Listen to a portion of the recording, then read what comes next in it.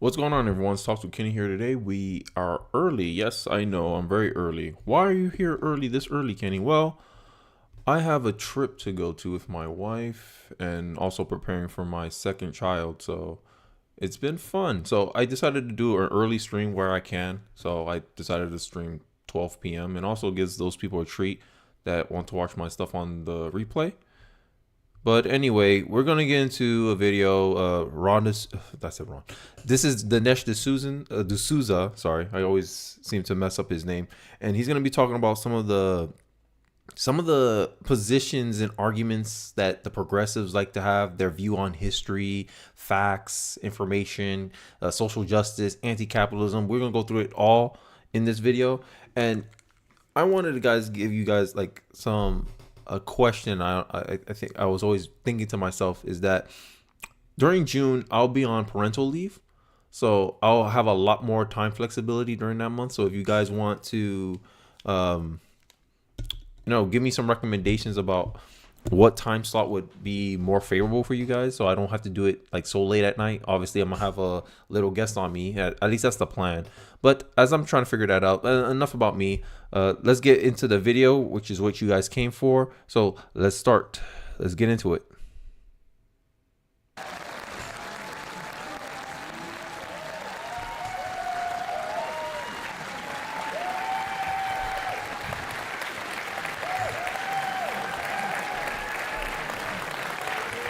Thank you.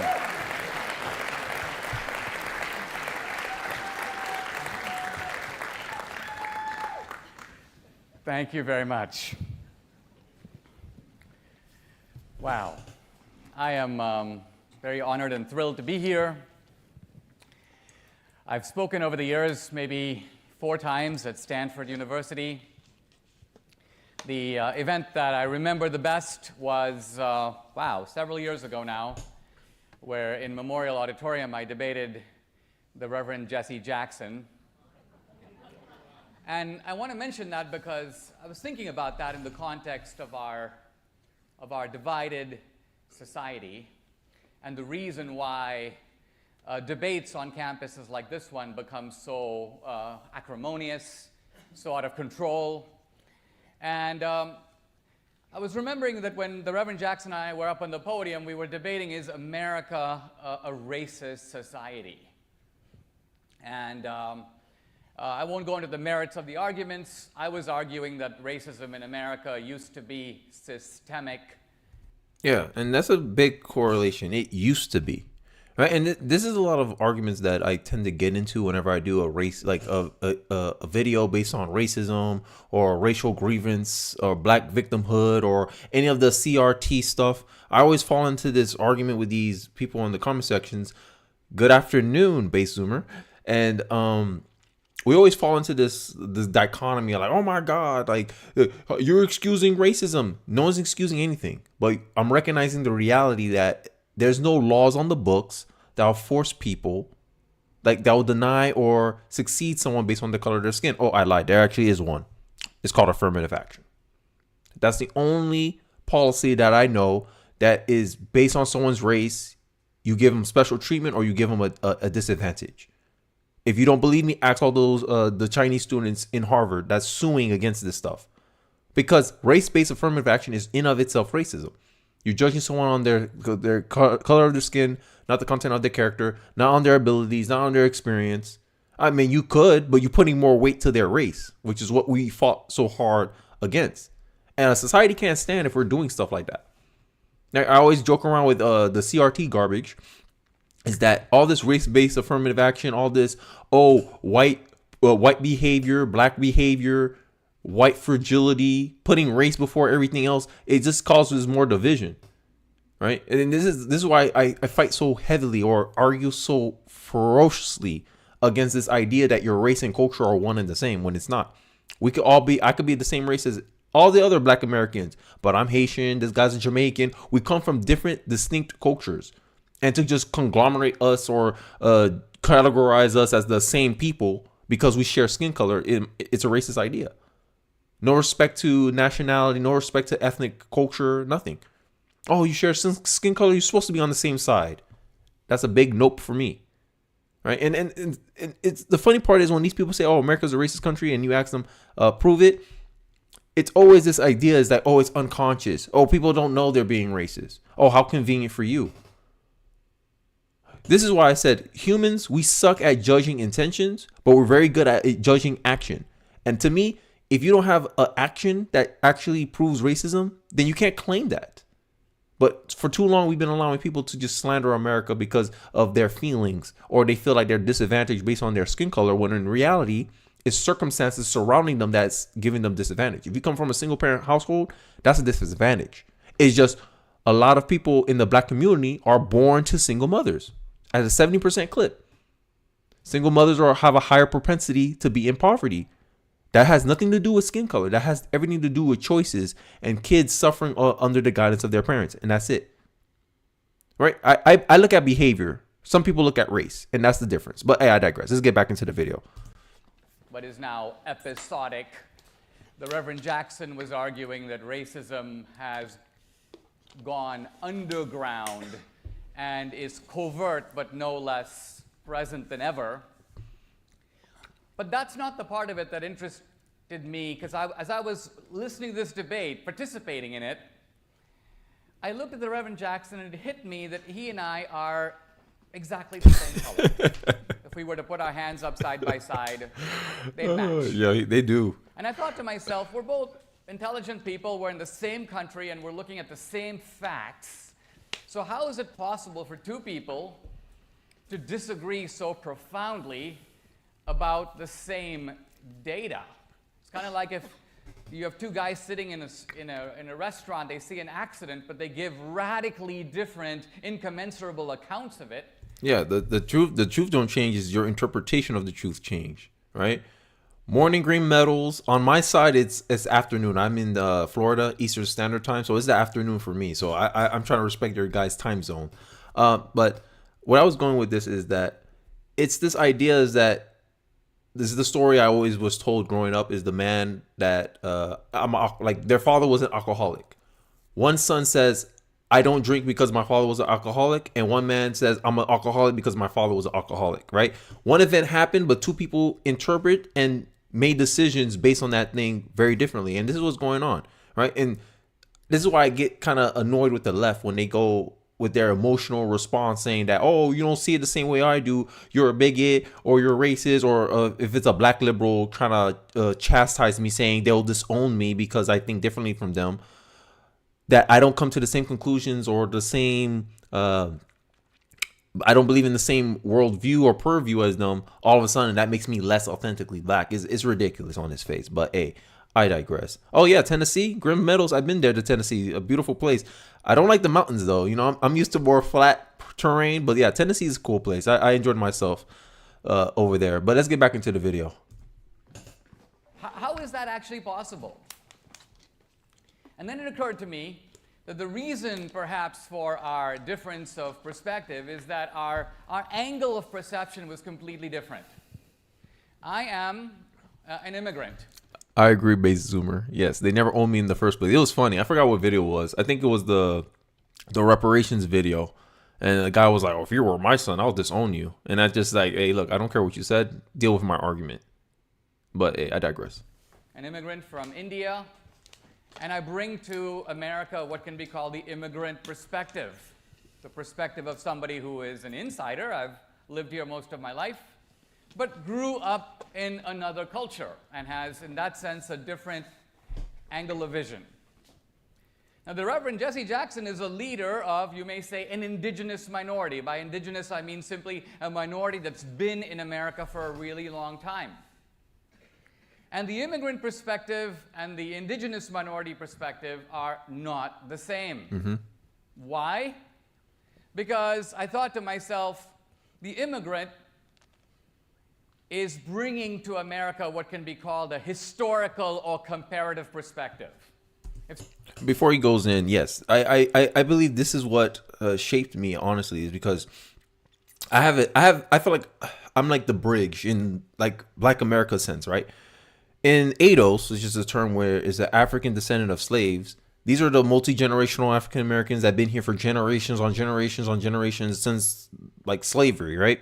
So their family span about what 200 maybe 400 years in America, and my family only went about 35 years ago. Like not 35, sorry, that's a long time. My parents immigrated here in 1992, and they met in Miami around 1994, and I was born in 1996. So my family has been here about give or take 30 years. That's where my lineage starts in America. Right. And I was born here in 96. I'm an American citizen, but I was raised culturally Haitian. Right. My parents imbued me with the values of hard work. They always used to tell me, Kenny, you're born in this country, and if you don't do better than us, you squandered an opportunity. Right. Or they'll play like when I'm not doing good in school or I'm not taking schooling seriously. My parents will always used to say, if I was in your shoes, if I had your opportunity, I'll be a doctor. I'll be an engineer. I'll be this. Now, I succeeded in that, but that's because my parents motivated me. They had expectations for me.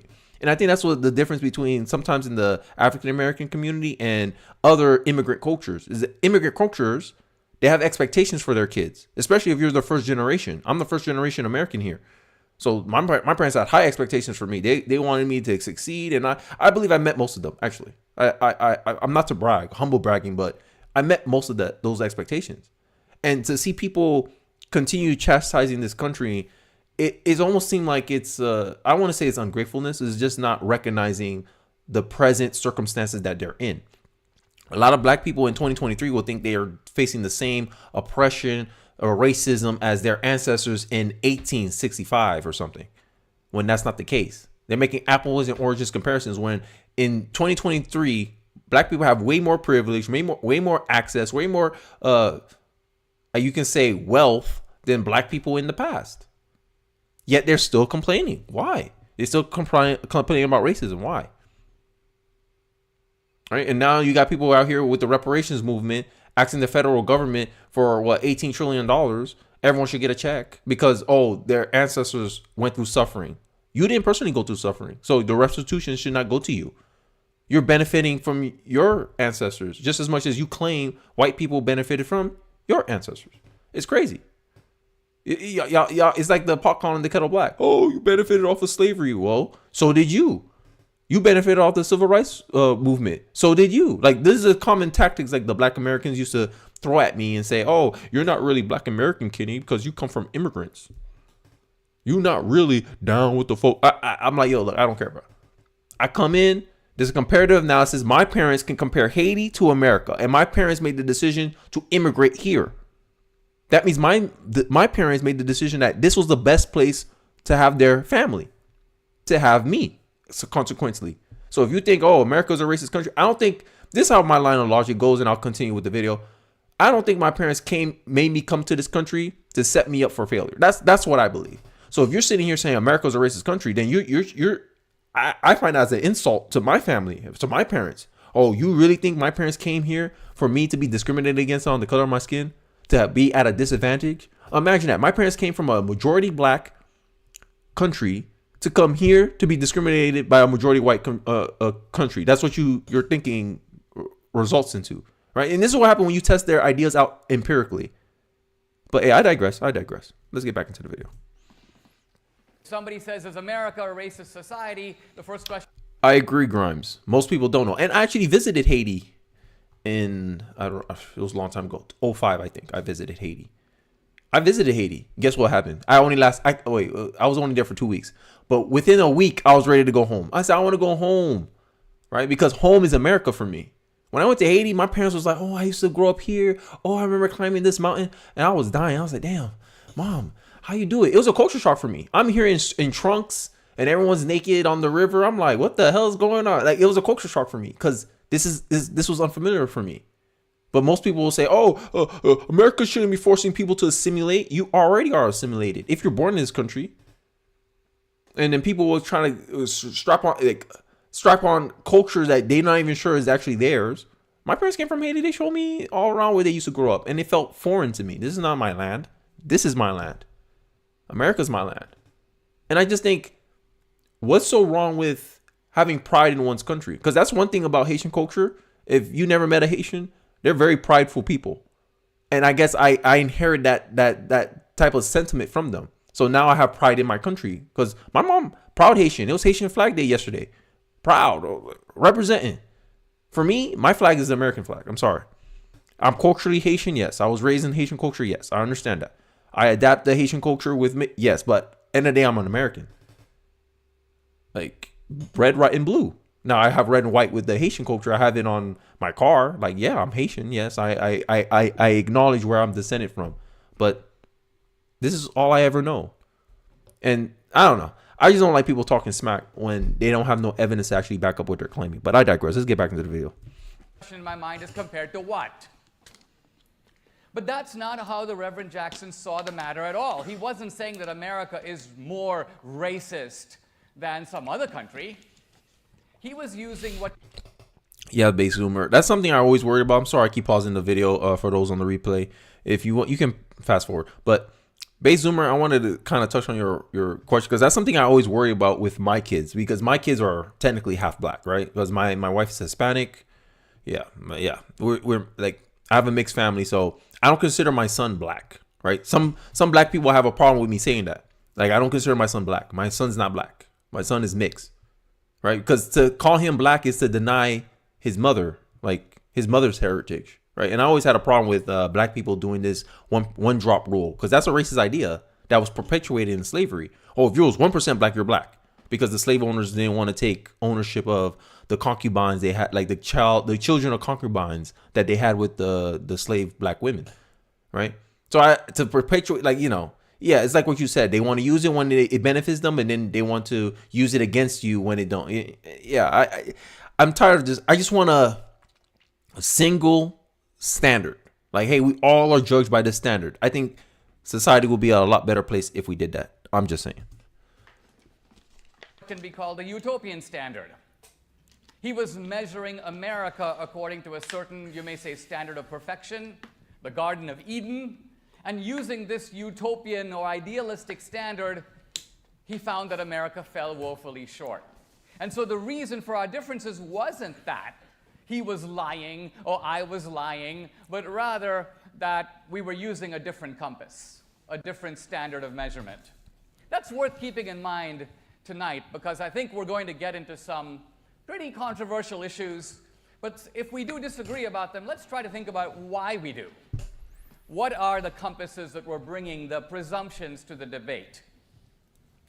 I want to talk very briefly about three things, because I think these are actually three of the sources of our cultural divide. I'm going to speak briefly about social justice. I'm going to speak briefly about identity, focusing a little bit on the issue of the wall.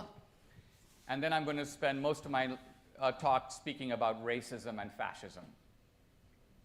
So let me begin with the issue of, the wall, since that was on the poster. You know, I think to myself as I walk around Palo Alto, and I know the Palo Alto very well. I was for 8 years a research fellow at the Hoover Institution, so I know the community.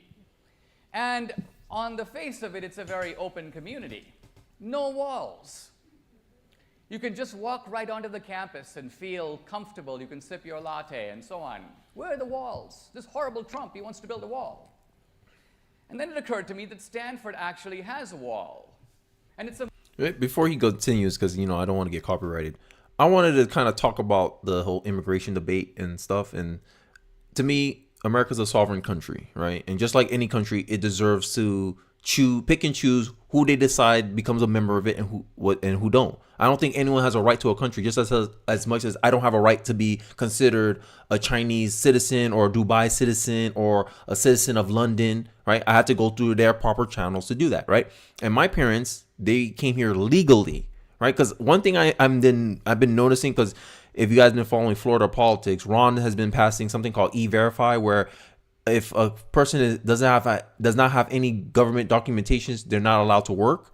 And a lot of people took issues with this, right? There was even rap music coming out saying, immigrants, we get the job done. I forgot what it was called, but they like to mix us all in a bag, my parents included, right? My parents came here legally, right? My mom, I think she said she waited 15 years to immigrate into America.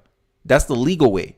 And just because some people think that their urgency they're justified in breaking the law to just cut in line. That's how I view immigration, right? You have to do things the right way, right? If I invite you into my house and I open the door and I let you in the house, yes, you're entitled to this, like the same rights, whatever, as I am. I shouldn't be able to just kick you out of the house now because all of a sudden you said something I don't like. But if you break into my house, that's a different story. You came in under bad intentions. Like, hey, you broke into my house. Oh, it's cold outside. I don't care if it's cold outside. It doesn't justify you doing a wrong to me. And this is how I view immigration, especially illegal immigration, right? Now, you're already in here. People have to deal with you. I understand that. But I just think if Democrats were really serious about a path to citizenship, they'll already try to make steps in actually achieving that. But I think most of the time, like most things, in my view, Democrats use it as a carrot on a stick to just garner more votes. So, end of the day, I digest. Yes, sometimes it feels like other countries want to treat America as a worldwide arena instead. Yeah, they treat America like an economic zone. Like, oh, America's where you go to get good jobs, make a lot of money, right? But they don't respect that America has its own culture, its own values, right? And the fact that as a country, we want to have pride in that, people will mock you for that.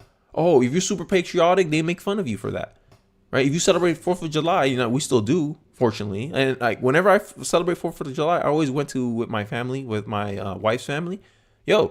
I see mostly immigrants that come here that value this country more than people who've been born here for who's multi-generational Americans. They seem to be comfortable, or they seem not to appreciate what they have here. You know how they say, the saying goes, you don't appreciate what you have until you lose it. And I think this is where America's at right now. I think people won't appreciate America until we lose it or we disproportionately destroy America. And I don't want it to be what wakes people up. I want to wake people up before that. At least consider it. Because in the day, regardless if you're black, white, Hispanic, German, whatever your creed, culture, ethnic group is, we all have a value. Like, what should tie us all together is our vested interest in America. And we should want what's best for America, right? John Kennedy said it best. Ask not what the country can do for you, but what you can do for your country, right? That's patriotism. And I think that's one of the things we should try to instill in our kids, in our culture, actually. Pride of country. And this is where we'll get people to start thinking seriously about the border. Because right now people are like, oh, as long as it doesn't affect me, let the people just go into the border. And this is the problem with liberals. They can only be liberal from afar. When it's not bothering them, look what you guys are doing, kicking them, the poor people, separating kids from their parents. But then Martha's Vineyard, which is a heavily liberal place, gets 50 immigrants and they quickly evaporate them in the same day. Oh, we don't have the resources to take care of them. Eric Adams is learning that the hard way in New York. He labeled himself a sanctuary city, thinking he'll never have to actually live up to being a sanctuary city until these border states decided, nah, let's see if you're really about that life. Here, you're a sanctuary city, right? Here you go. You wanted to take care of them? Here you go. And it seemed like liberals never expect people to actually call their car to see if they're actually have any integrity in following up what they're saying, what they're doing. All of a sudden, oh, it's unfair. Chicago, oh, don't send any more immigrants to us. This is the game. This is why I said, I think politics, or specifically Democrats, they care more about looking good than actually doing good. If you're a sanctuary city, you should be the main one saying, hey, you need help border towns? Send your immigrants here. We can take care of them. But that's not what they're saying. We do it. Oh, you're sanctuary city. Here you go. Oh, no, we can't do this. You're overrunning our system. We don't have the resources to take care of them. You think Texas does? It's hypocrisy at the end of the day, right? But I hate it that for people to actually see the other side, it has to personally affect them. That's what I just don't like. I think people should have some discernment, some foresight to understand, hey, these problems can get bigger or worse if we don't address them sooner. But I digress. Let's get back into it. A much bigger wall than any wall that Trump wants to build. And this wall is actually organized or controlled by the admissions office. It is the wall of admission to an elite community. And this wall is so tall and so opaque that, to my knowledge, in the entire history of the university, no one has ever scaled a wall. Think about it. Think of what it means to scale a wall. What it would mean at Stanford is for someone to sneak into Stanford, take classes for 4 years, and make off with a Stanford degree. Has anyone, to your knowledge, ever done that? And I like the analogy Dinesh does here. It's a perfect analogy because he made sure it's something that personally addressed the students in the crowd. They're college students. They're in Stanford. Would you accept someone coming in, not paying the same money you're paying for the degrees? They're getting it for free, right? They were able to sneak into Stanford, get the same level of education you did, and since they completed the course, hey, I'm allowed to get a degree because I completed all the required credits. And they didn't have to pay a single dime to do it. Would you be okay with that person getting a degree? A lot of them will say no. And this is the problem I have. College kids are the most, the immigrants. But that's what we're doing at a large scale. Because end of the day, if someone were to come to your house and they felt entitled to your house, right? They come in your house, they broke into your house, and all of a sudden you can't kick them out. And they're here using up your food, your water, using up your toilet paper, running up your electrical bill because they're coming. There's more usage in the house. People will sit there and say, oh, they're not doing nothing to you, but they're taking resources from us. And it's the same thing here. Bring a large swath of people who don't have the skills to actually be self-sustaining in a country.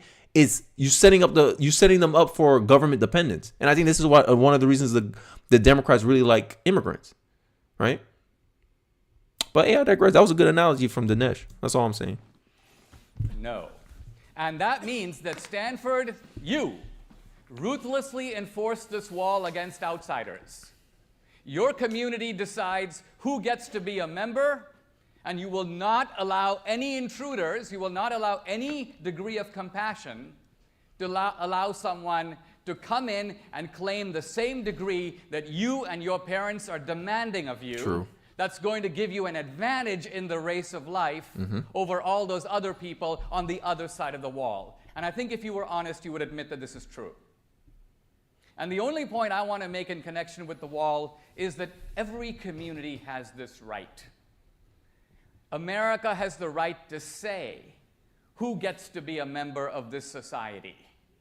And once America decides that democratically through laws, its job then is to be fair to the citizens and to non-citizens. I'm an example of somebody who had to come to America by standing in a very long line. I happen to come from a country very far away. So there's no question of swimming across the Rio Grande or tunneling my way under a fence. There's no way to get here that way. You have to stand in line. And so fairness is also fairness between the immigrant across the border and the immigrant in Bombay, India. You have to have the same rules apply to all of us. Yes, exactly. That's a logical answer.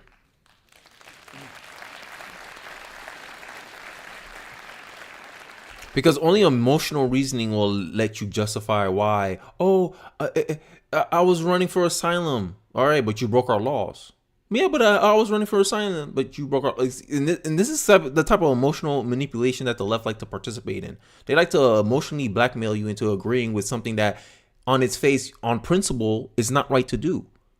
Right? No matter how much struggle. Like, imagine all the people who blame crime in the black community to poverty. Yeah, just because you're poor doesn't mean you're a criminal. Doesn't mean you're being pushed to be a criminal. There's a lot of poor people that grew up poor and they made themselves into a successful businessman, into doctors, and rose themselves out of poverty without committing any crimes. But for some reason, we allowed to accept this premise that, because of poverty, people are doing bad things. And people wouldn't do bad things if they weren't in poverty. To me, is folly. But hey, I digress. Let's get back into the video.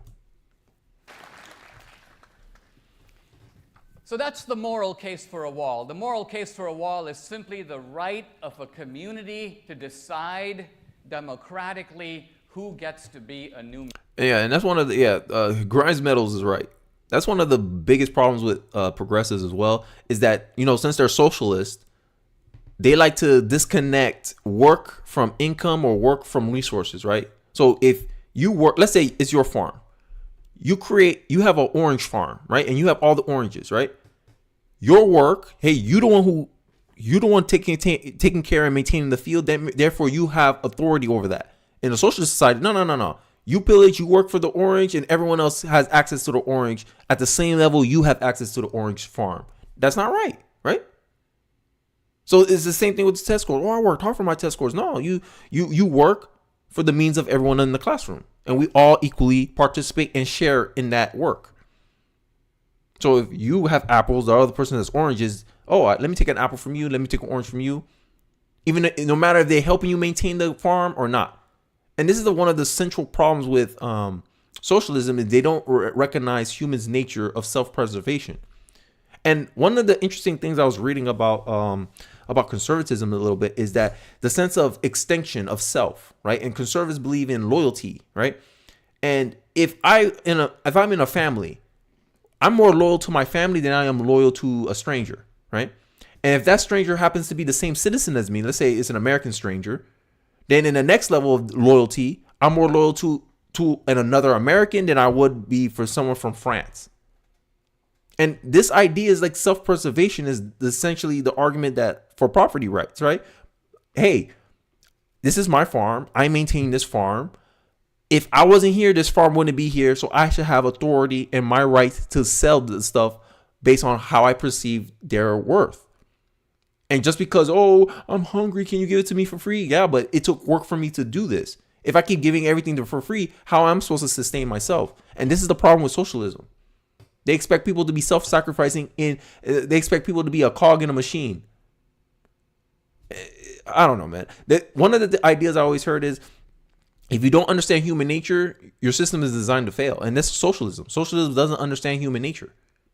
It seems like it expects people to do in the best interest of the collective and not abide by their own best interest in part of the collective, right? You have to want to be part of a membership, right? If you want to be part of a member club, you have to make the decision to be part of the members club, and there has to be something in it for you. It has to be a two-way street. It has to be a win-win situation. You need a competent member, and you also want my membership. We both gain value from the interaction. That's the only prosperous thing that can happen, and capitalism is a good system for that. While socialism, like, no, you do everything for the good of the collective, regardless if it benefits you personally or not. And this is where the screw up happens. But I digress. Member. And I think if you extend this right to Stanford, which you undoubtedly do, it's very difficult to say it should not belong to America. Let me now pivot to a deeper topic I want to address in a little more depth: social justice. What is the social justice argument all about? As I understand it, the social justice argument is quite new. In the 20th century, the century when I was in college, the debate was between capitalism and socialism, and that debate was really about which system was more efficient in creating wealth. And that argument was actually settled. One system won, capitalism won, and many people thought, that's it, socialism is done. Socialism will go away. Why? Because for Marx, as for Adam Smith, the issue of creating abundance was decisive. And capitalism seemed to have won on that critical score. But although capitalism won the economic debate, it never won the moral debate. And the moral debate is not about which system creates wealth. The moral debate is over how that wealth is distributed. What is a just allocation of that wealth? We already kind of spoke about this earlier, so I'm not gonna like rehash any old arguments. I just wanted to interject in there and just say a couple of things. Is that as much as socialism has been like hammered out, like we have all the historical facts, we've seen that every time someone tried to attempt socialism, it fails. You always hear these people, oh, it's not real socialism. And I always call that arrogant, because I always think, oh, so you think if you had all the power, you would have done it any differently. And what's to say that other socialists won't say you're not doing real socialism? And this is the problem with socialists, is that it seems like they can never define what their socialism is, or at least the basic tenets of it, because then it will actually hold them to account. What is socialism? Someone will say, oh, it's this. They give you the idealistic vision of socialism, but not the reality. Hey, every so-called socialist that tried to do socialism always seemed to get it wrong. So what makes you think you're able to do it the right way, or your version or your flavor of socialism, democratic socialism?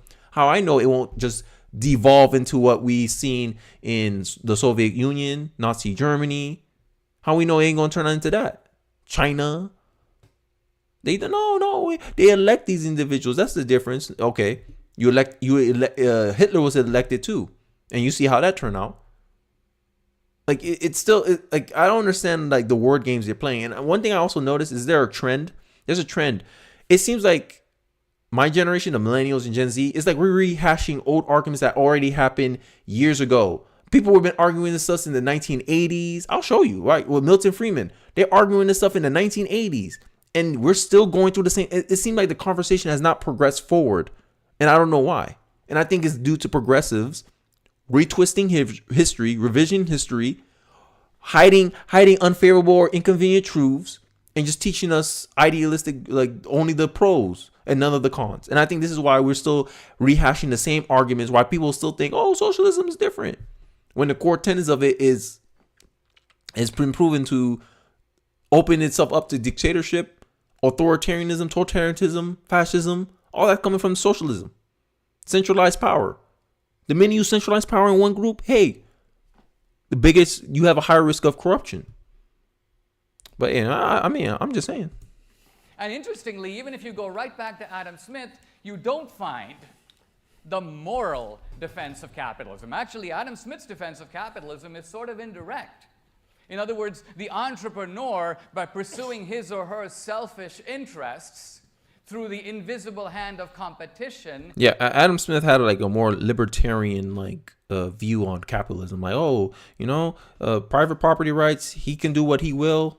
That's it, right? And I guess Dinesh is going to make a more conservative case. I'm going to let him speak because I actually want to get through this video fairly under about an hour. So I'm going to let it run a lot more than I usually do, guys. Sorry about that. Nevertheless advances the material welfare of society. It's a very half-hearted defense. And so I want to take the bull by the horns and ask, on what basis can we decide that the allocations of capitalism are just? Let's take an actual example of what I mean. Here in Palo Alto, there's a Ritz-Carlton, there's a Westin. Now imagine a guy who is a valet parking cars at the Ritz-Carlton here in Palo Alto. Mm-hmm. And this guy is paid, let's say, $15 an hour. And let's say that he works 10 hours a day, so he makes $150. And this guy is... Hey, Jonathan Fields, how are you? Now thinking to myself, in those 10 hours, how many cars did I park? Mm-hmm. Well, I parked, let's say, 100 cars. And how much does the Ritz-Carlton charge for someone to park their car? $30. So how much should the Ritz-Carlton make as a result of me parking those 100 cars?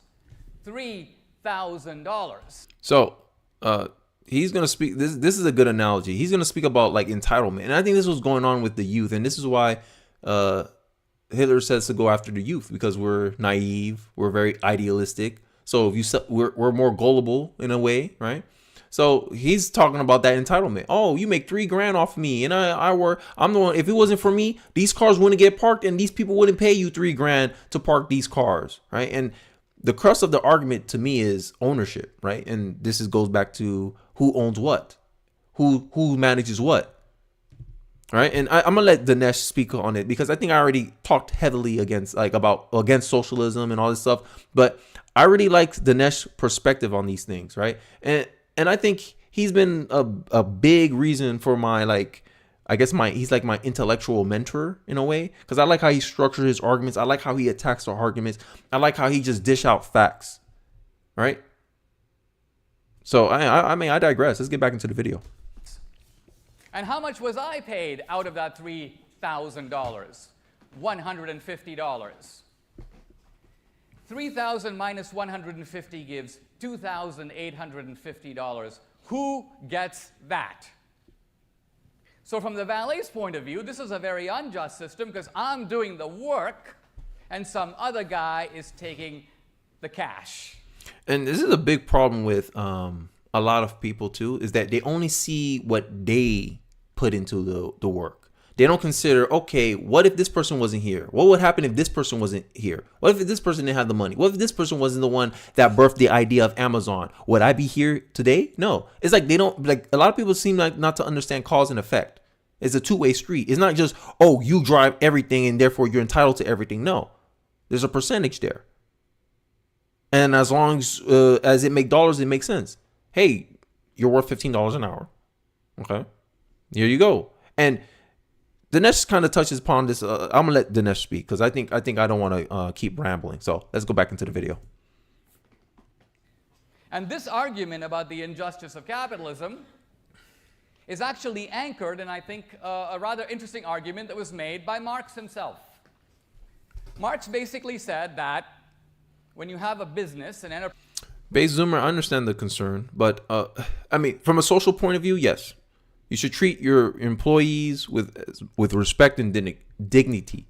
But one of the things I think I'm pushing back against is this idea that everything revolves around one particular person or thing. To me, it's always a mutual agreement, right?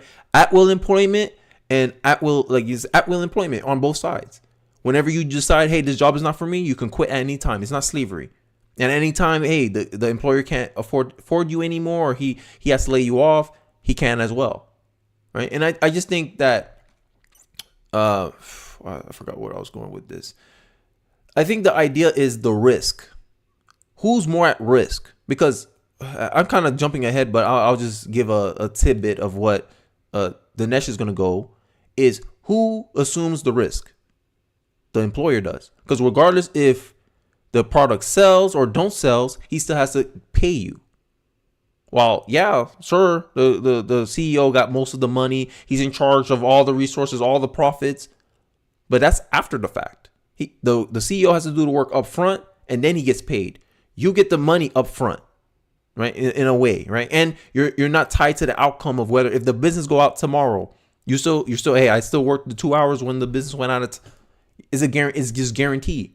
So it's a trade-off there. And I think if a lot of people recognize the trade-off they're making, they could be like less emotional about these things and these circumstances that happens. But I digress. Let's get back. Enterprise, there are two groups of people that are involved in making this enterprise go. There's capital, the capitalist, and there's labor. So the capitalist provides what? Capital. And capital, Marx says, has a cost, and that's called interest. So part of the cost of the business is to pay interest on the capital. And then Marx says there are other costs. There's rent, there's equipment, there's machinery, there's this, there's insurance, there's this, there's that. Add up all the costs, including the cost of paying labor, and you get total cost. That's the total cost of running a business. And Marx says, now you might expect that the product would be sold for that. But in fact, the capitalist will sell the product for the highest that the market will bear, as much as he can sell it for. And so there's a big difference between the revenue generated by the sales and the cost. And that difference Marx calls surplus value. We call it profit. And Marx's question, quite a profound question, who gets that? Now, Marx's assumption is that that belongs 100% to labor. Why? Because labor made the goods. The capitalist supplied nothing more than the money, which has already been recompensed through interest. And this is another progressive tactic too, is you see how they frame it. Oh, there's the workers. The worker produced everything. The workers are responsible for the production. But what about the direction? Because a lot of times, leadership positions and management jobs, they're required because end of the day, you need a goal. You need someone to make sure the work is allocated in a correct manner where you can officially get the outcomes. If the workers were meant to decide, okay, you guys work when you can, things will be a lot more inefficient. So there's some value there for leadership, some value there for management. This is why we have managers. This is why managers get paid more than sometimes the people who actually do the work, because it's at scale. Because if you coordinate the workers properly, you can get an efficient and valuable product at a faster and a reasonable price. But if it takes too long for workers to create a product or a service, the cost will be inefficient compared to the value. And this is a critical reimagining that progressives play these games, and you can see how Dinesh points it out in this clip right here. My view is that this description, convincing as it is on first glance, is a completely false representation of how businesses actually run. Consider for a moment the capitalist. In America today, the vast majority of capitalists supply a lot of things, but the one thing they do not supply is capital. Did Steve Jobs actually put up all the capital for Apple? No. Oh, He here went we to a go. bank. He cooking. He cooking. The bank supplied the capital. And this is true of Gates and everyone down the list. The bottom line of it, the capitalist supplies three things that Marx completely ignores that are actually of far greater value than capital and actually entitle the capitalist to a share of the profit. But Marx, in a sense, submerges these three factors completely. First, the capitalist has the idea for the business. Without the idea, there's no business. Jeff Bezos, Mark Zuckerberg, if Elon Musk, if these men never existed, let's say I went into the future and I convinced Elon Musk's mom to abort him. Will we have Tesla today? Nope. Will Twitter get bought out for $44 billion? Nope. Because he's the generator of the idea. And since he created the idea, doesn't that entitle him to ownership, control, authority? Yes. But also, he's responsible for it as well, which is he assumes the risk. If Tesla go out of business, he still have to pay the employees who are not responsible for the business. They're only responsible for doing their role or their job at the company based on the agreed upon amount. Hey, you're going to be paid $30 an hour to be a manager for this thing. Okay, Tesla's go out of business tomorrow. He still has to pay that worker for the time that she spent doing her job at the business. Even if he lost it, he can't be like, oh, sorry guys, Tesla, Twitter was too expensive and Tesla went bankrupt. No, he can't say that. Because he has to honor the agreement. And it's as simple as that. But that's only one. We'll hear more. Labor doesn't think of the idea. The capitalist does. It's his or her idea. They do it. Second, the capitalist organizes the business. Here you have this valet. He goes, I park the cars. I need all the money. The truth of it is the reason you're getting $30 to park a car is you're at the Ritz-Carlton. Somebody built the Ritz-Carlton. Somebody thought of it. Somebody paid all the capital costs. Somebody took out the insurance. You didn't think of that. If you come to my house and want to park my car, I'll pay you 50 cents. And that goes to Grimes-Meadows' point about the workers can produce nothing without the expensive tools provided for them for free, right? You wouldn't get the outcomes you have if you weren't in some way using the resources that was accumulated by the business. The only reason people are paying, or the only reason you're getting paid to park cars is because you work at the Ritz-Carlton and because people want to come to the Ritz-Carlton. If you go to someone's house, like Dinesh said, they're only going to pay you 5 cents to do it. Bruh, I do it for free. When my in-laws come in, I park their cars for free. But you feel, oh, I'm supposed to get paid more than $15 an hour. Like, it's like not recognizing the opportunity that you have. And I think our society, we need to get, like, I think people need to be more informed about the dynamics that they choose to participate in. And I think this is what's leading a lot of people into socialism and thinking, oh, we need the government to control all the income distribution. When not realizing people don't have equal costs associated with that labor. But yeah, I digress. So the reason that you're getting $30 is not because of you. It's not your labor that's worth $30. It's the resort that's worth $30. And you didn't create that. So the capitalist has the idea for it. He organizes it. And third, he takes all the risk. Very important factor. Yeah, that's the number one to me. At the end. If the business has a bad quarter, Steve Jobs can't go, or the current Tim Cook can't go to Apple and say, sorry, guys, I'm not going to pay you for 6 months. It's looking bad for us this half of the year. No, he has to pay them anyway. So labor is trading a fixed wage for security. But the entrepreneur is taking the risk that he might get nothing out of it, and he could even lose money. Trade-offs. That's all life is. There's no perfect solution. And that's what a lot of socialists get into problems, because they try to pitch socialism as a perfect solution when any rational, skeptical person will realize, hey, there's a trade-off here. What's the trade-off? Be honest with me. What's the trade-off here? And socialists know if people were aware of the trade-offs, they won't be socialists. Because socialism, how it pitches itself in a very idealistic way. And I think that's disingenuous. But I digress. So the truth of the matter is that in fairly assessing the just rewards of capitalism, you have to match what the entrepreneur actually contributes. And to say it's just capital, it seems to me, is a gross misunderstanding how business is actually conducted in the United States and all around the world.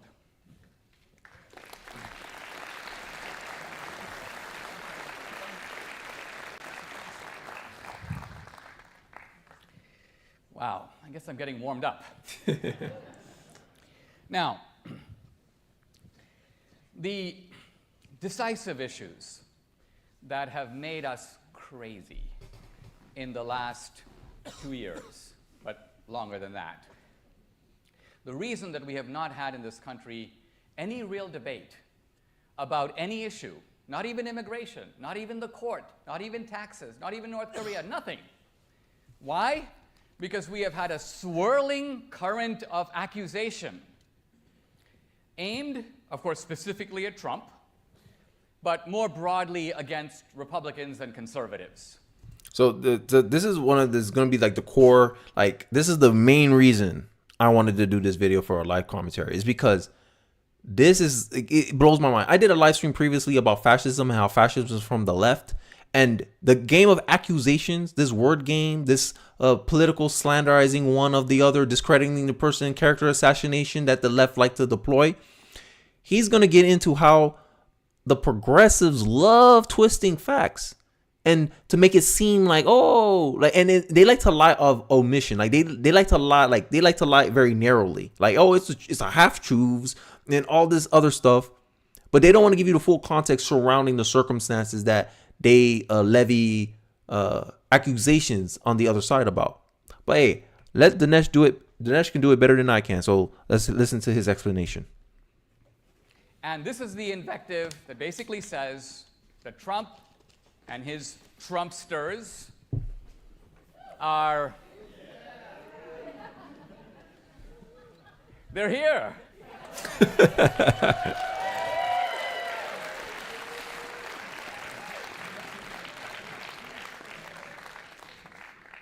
The charge of racism and the charge of fascism. Now, let's be fair. These are the two most incendiary accusations that you can make. You're a racist. You're a fascist. And they carry consequences, because if they're true, let's say Trump is a racist and he is a fascist, then you could argue that, well, Trump is like Hitler circa 1933. If Trump is like Hitler circa 1933, then we don't have to debate with him. We don't have to accept the result of the election. We would be justified in mobilizing whatever degree of force is necessary to try to overthrow him. The reason why they do these ad hominem attacks is to justify their actions against an individual, right? Because it's not really a good argument to say, I disagree with this person, so therefore I don't think he won the election. I think he's a Russian spy. I think he's a racist. I think he's a fascist. That's not going to hold well with people, right? But if you just go out and say, this is a really bad person, he said this, I just think it's a way of this is why I say they focus on narratives instead of actually focusing on truth. Is they're just trying to guide people down a particular outcome, right? And to me, Trump wasn't racist until he decided to run Republican. And that's what it seems like. If he was always a racist, why now all of a sudden we're aware of it now? He was covert. How? Right? Now he's running for president. Now we get the tape of grab him by the you-know-what. Now we get it. And it's like, you knew of this. Why you was holding on to this? It's just a form of blackmail, in my opinion, bro. They just want to slander you, try to coerce you into agreeing with their vision of the world. And if you don't, all hell break loose. But hey, I digress. Let's get back into the video. Because look at the dire consequences of letting Hitler do what he did after 1933. Also, it's a form of dehumanization I think they're participating in. That's all it is. Like, let's dehumanize him. Let's make him a second-class citizen. Because things that would happen to a normal person, if a normal person was going through what Trump was going through, people would be like, hey, this is kind of unfair. You can't be doing that. But the fact they slander him so much, the fact that they say all these claims about him, people have a negative view of the man. And then they decide, he's guilty until proven innocent. Because I just know he's guilty, right? They want people to already form a conclusion about somebody without actually meeting them or actually having evidence to back up their claims about the person. This is what a lot of the left is actually doing. It's just a form of framing a narrative. That's it. When they want you to associate something negative with the name. This is why they hurl these insults at people, calling them fascists, calling them a Nazi, calling them all this stuff. But then, as usual, when you ask them, what is that stuff? You find out they don't meet the charge that the person was claiming they are. They don't live up to the word. Oh, if Trump was a racist, can you give me an example of him being racist? Oh, he said this about Haiti. Haiti's a S-hole country. Is it? Would you live there? Nope. So that's not a racist. It's not. He's not spewing racism. He's just criticizing a country. We all criticize countries. So does that make us racist because we criticize how Sweden does things? No. But if we criticize what Africa does, oh, racism, it's rooted in racism. Like, it's crazy to me, right? The minute you test their accusations, it falls on his face. But I digress. So it's very important whether or not these original premises are actually correct, are actually true. Now, for me to address this topic is a little bit strange. And it's a little bit strange for the following reason. Through my research, I find that on these basic topics like fascism, many things that people, intelligent people, know to be true are not true. And one question I've actually thought a lot about is, how does that actually happen? If you take a college like Stanford, how could it be that a student or even a professor who studies a topic can know something about it that is not true? Because you can learn information, but it don't matter how smart you are. If you're educated a certain way, like if you're smart, let's say you're super smart, but someone taught you, oh, this is how you do math, or this is how you do something, right? A dumber person that has a better formula or better process of achieving the goal, he'll outperform you no matter what. And this is what leftists can't stand about businessmen. Like, oh, I'm so much smarter than Trump. Trump only got a bachelor's degree. I got a master's degree. I should be making more money than Trump. This is what's wrong with capitalism. How can a college dropout, how can a high school dropout be more financially successful than I am? Because he understands the world or the market better than you do. And it doesn't matter if you're smarter than him because you got a master's degree. It doesn't show ability. You educated yourself in one thing. He decided to educate himself in the real world. And he was compensated for his knowledge, his work, his product, his service. And this is why I think a lot of the academia people hate capitalism. Because capitalism is like, hey, no one pays you for nothing. They pay you based on your value. And that's like a marker saying, hey, this person is more valuable than you. Yeah, you have a master's degree, but this person's a millionaire, billionaire. You're only maybe making a good living. They say education makes you a living. Self-education makes you wealthy. I forgot the saying already, but I'm pretty sure someone will let me know in the comment section. Let me suggest how I think that can happen. First of all, let's take a premise. And I'm going to use the premise that fascism is on the right.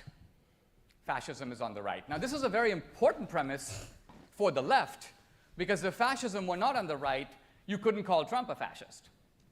If fascism were on the left, it would make no sense to call Trump a fascist. You need the idea that fascism is on the right to get away with that charge.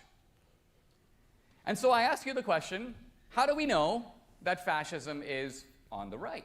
How do we know that?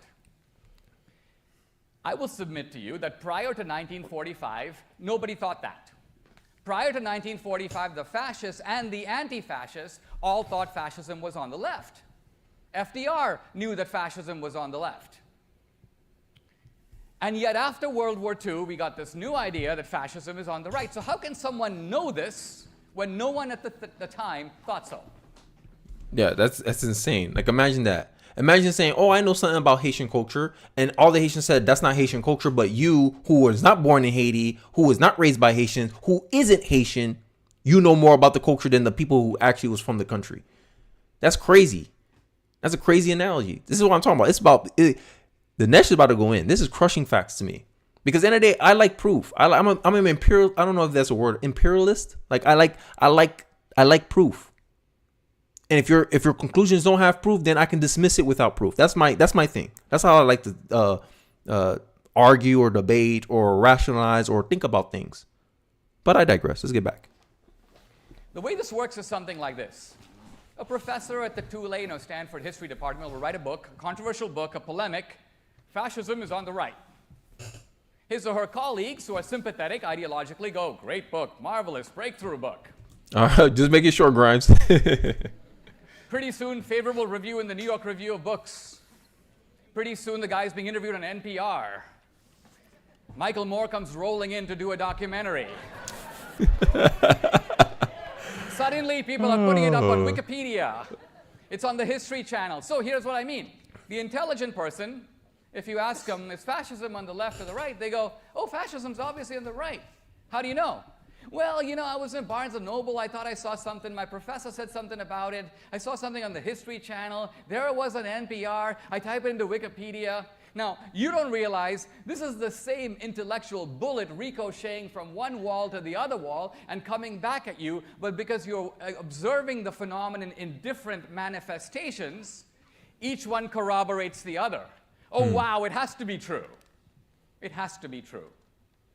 And what I want to do today is challenge these assumptions. It's a very hard thing to do, and the way I'm going to do it, focusing on racism and fascism, is what I call the crushing fact. The crushing fact. And I'm going to try to unleash a half dozen of these before I open the door to questions. The advantage of the crushing fact is, A, it's checkable. And that's the beauty of us living today. Yes, I like the duck test. If it looks like a duck, walk like a duck, talk like a duck, it's a duck.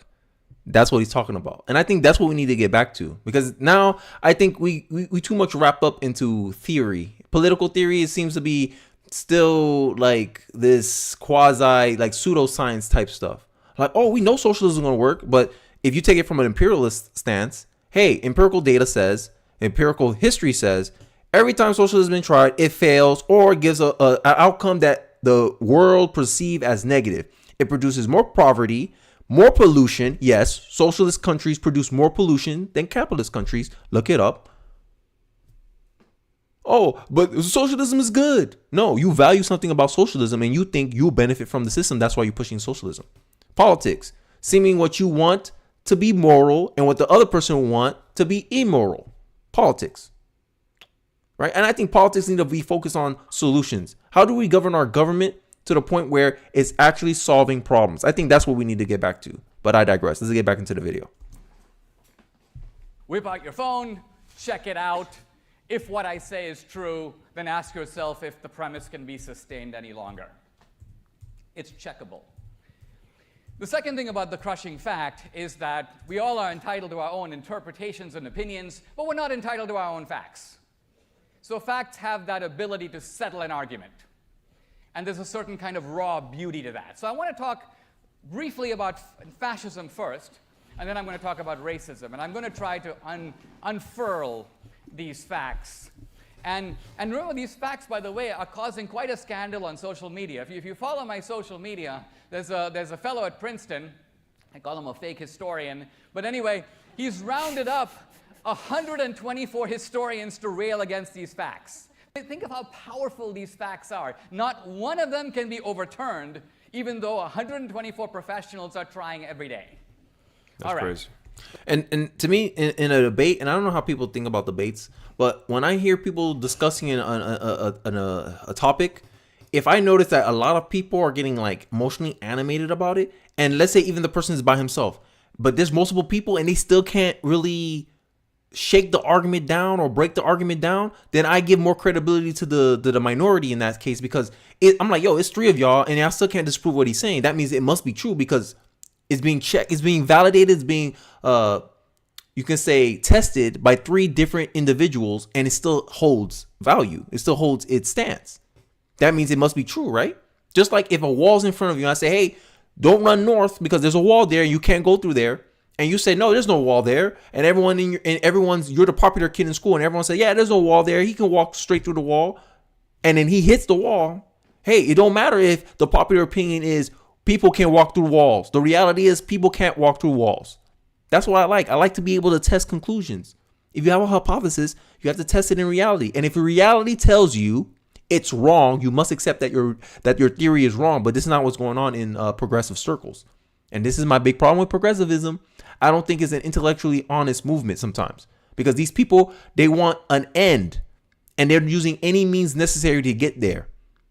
Even if the means is false. But I digress. Let's talk about fascism. Now, one thing about fascism that's very interesting, I think, is that even though we use the word a lot, no one can really say what it means. True. Fascist. True. And this is very important because if you watch my live stream, you can define fascist. If you watched my, I did a video of fascism is on the left, the reality of fascism on the left.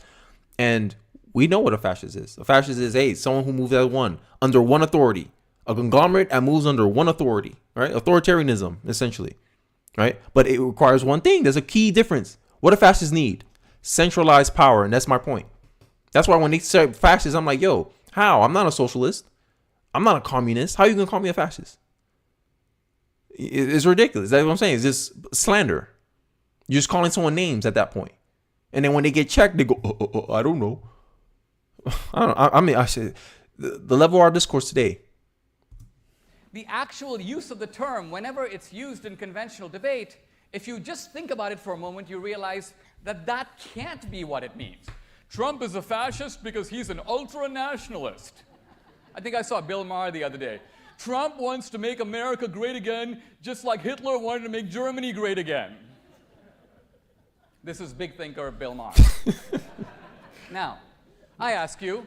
Now Bill Maher is a little bit more logical now because, Trump's out of office. This was 4 years ago, I believe. If nationalism is essentially the defining feature of fascism, was Nelson Mandela a fascist? He was a nationalist. Hey. Was Mahatma Gandhi a fascist? They equate fascism with pride in country. So all the Venezuelans that's here, they're proud of their country. You're going to call them fascists? You're going to call the Cubanos fascists? You're going to call the Haitians fascists because they have pride in their country where they come from? Is that what we're going to equate fascism to now? Nationalism. Like, now they're trying to use nationalists. They're trying to make nationalists like an evil term, when all it means is one values one's country. One prioritizes one's country. That's all a nationalist is. But I digress, man. It's crazy. Like, if an idea cannot stand to scrutiny, then it's a bad idea. It's a popular saying I grew up saying. I'm probably going to quote it here. Ask me a question I can't answer, not an answer I can't question. That's the philosophy of my life right there. Because I like to ask questions. I was that kid that I asked why. My parents hated me, but look where I am today. I'm that kid that was asking why. Oh, the sky's blue. Why?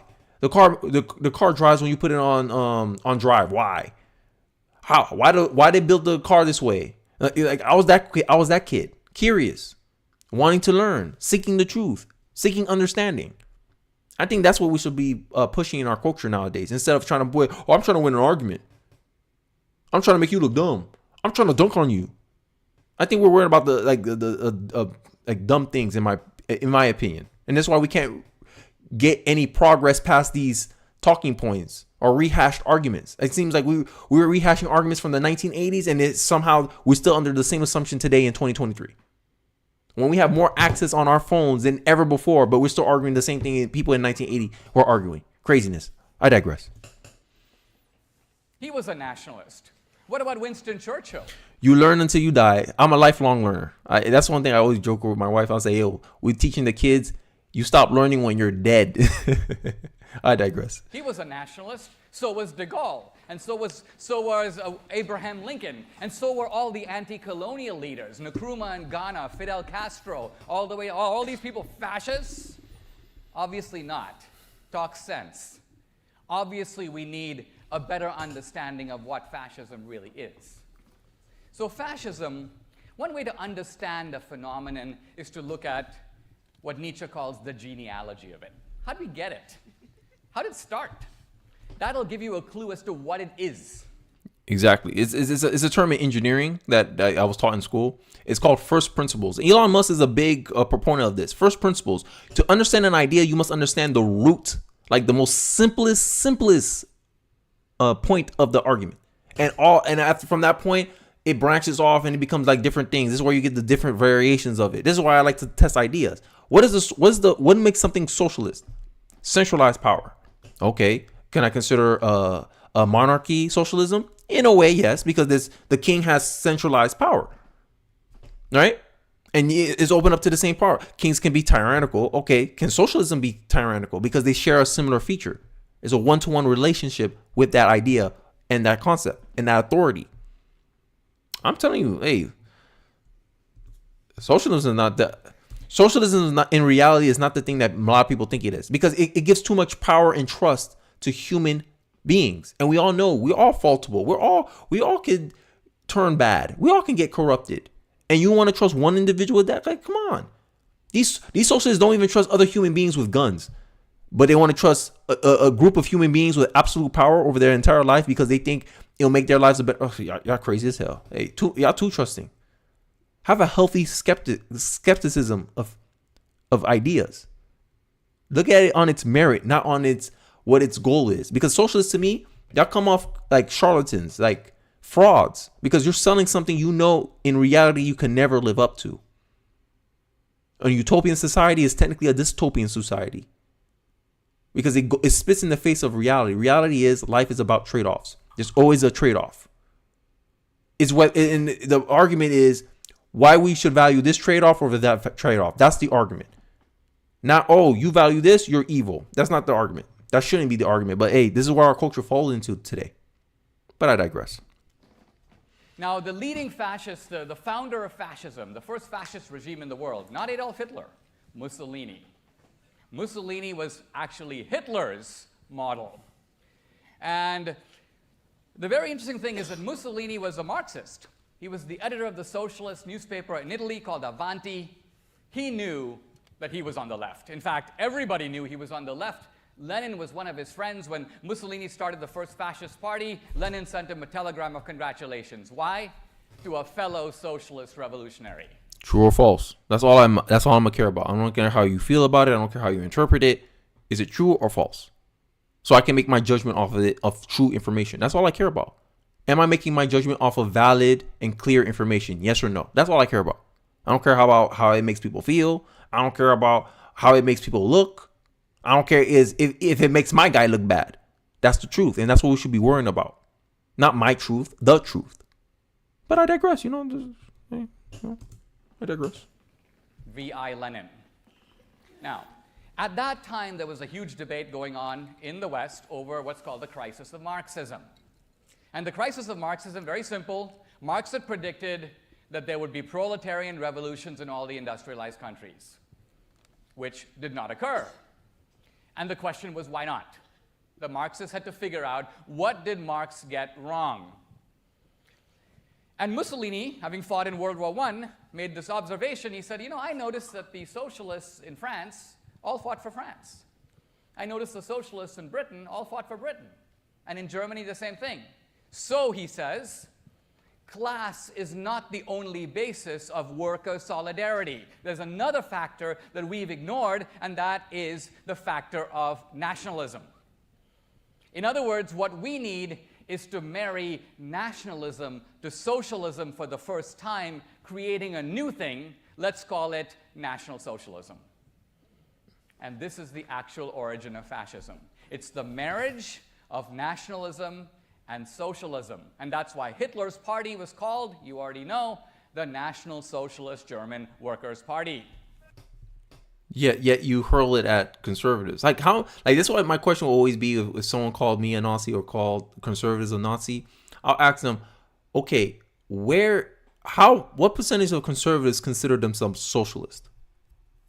And on its face, you'll fall. Because you're saying, because we have one, we complete half the scenario, or we're nationalist. A lot of us, and not a lot of people you can even make the argument a lot of people in the conservative movement are not really nationalist. Right? We have different fractions in every political party. Just like Democrats are not necessarily all progressives. There's some liberals in there. Right? There's some conservative Democrats, if you can believe it or not, in the Democratic Party. And then you got progressives. Right? Like, not everyone, just because one, like, you got a lot of progressives, you all are progressives. No.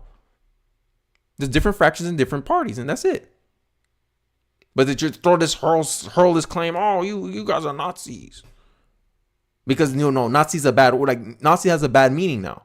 If it had a good meaning, you think the Democrats would be calling Republicans Nazis? No. But that's from their ideology. That's from the left. Adolf Hitler is a leftist, but for some reason they consider this man on the right. I don't know why. Convenient, huh? All the bad people happen to be on one side of the political party. These ideas breed people. You can judge an idea by the people it breeds. Socialists are very entitled, very self-centered, very how do you say it, smug. Socialists think they know everything, but then when they run the country, they run it into the ground. Arrogance. What was Hitler? An arrogant person, atheist, circular, thought he knew better than everyone in the world. And what happened to him?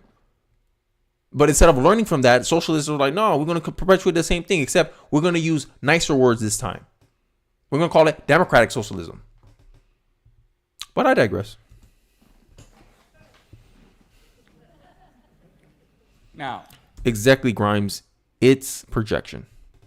Yep, no such thing as my truth or your truth. There's only one objective reality that we live in. The truth is the truth. Anything subjective is perception or opinion. Exactly.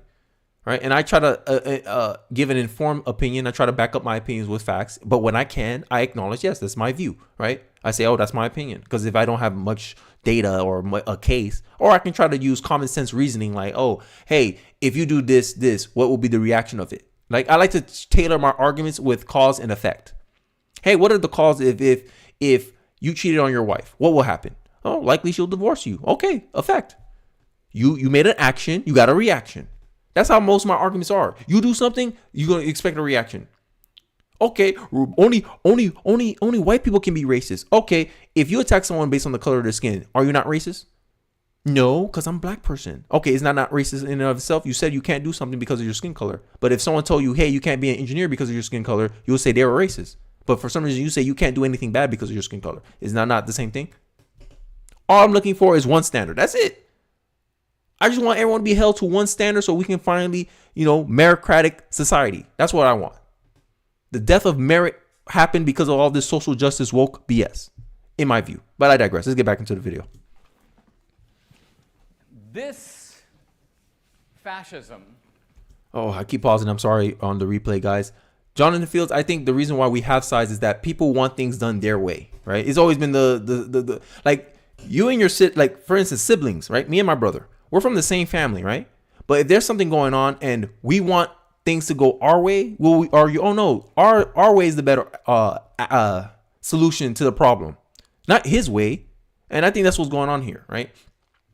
If we had a shared, because this is why I want a shared culture. This is why I say patriotism, it may be the way, right? Because if people had pride in their country, at least the bare minimum for an American should be, are you pro-America? That should be the bare minimum requirement. I think it'll be dumb to elect any politician that's not pro-American, regardless of their political, or regardless if they're a Democrat or a Republican, because the whole point of the party is let's make America the best it can be. Hey, I'm trying to solve problems in America because I have a vested interest in America. Because I'm from America, I'm born in America. I want my kids to have a better America than I do.